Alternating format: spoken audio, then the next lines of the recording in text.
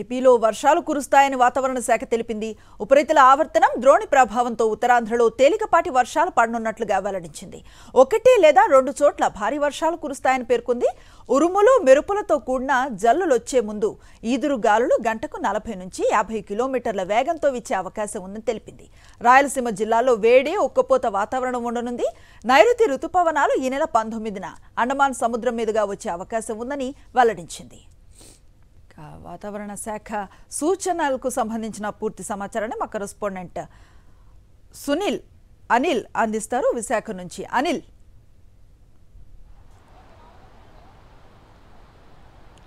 Thank you Anusri. రాష్ట్రంలో భిన్నమైనటువంటి వాతావరణం కనపడతా ఉంది. రాయలసీమలో ఉక్కపోత, వేడి, వేసవితాపం ఉంటే మరోవైపు ఉత్తరాంధ్ర వ్యాప్తంగా కూడా తేలికపాటి నుంచి మోస్తరు వర్షాలు నమోదవుతున్నాయి. మరొక 5 రోజుల పాటు ఉత్తరాంధ్రలో ఉన్నటువంటి పలు ప్రాంతాల్లో మోస్తరు వర్షాలు కురుస్తాయని, 1-2 చోట్ల భారీ వర్షాలు కూడా నమోదయ్యే అవకాశం ఉంటుందని వాతావరణ శాఖ అంచనా వేస్తోంది.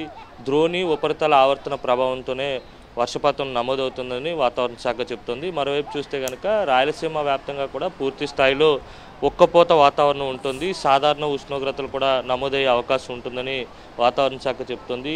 ఇంకోవైపు ఇటు ఉత్తరాంధ్రలో చూసుకున్నట్లయితే కనుక పూర్తిగా ఉష్ణోగ్రతలు సాధారణం కంటే తక్కువగా నమోదవుతున్నాయి.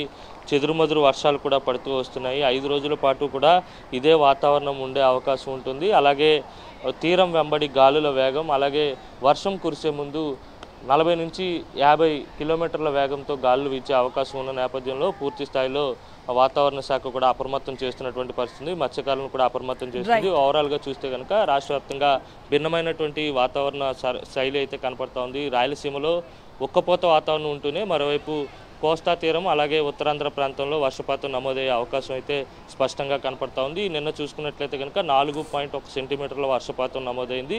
ఈ నెల 19కి అండమాన్ తీరాన్ని ఋతుపవనాలు కూడా తాగే అవకాశం ఉంటుందని వాతావరణ శాఖ చెప్తోంది. Right, thank you Anil.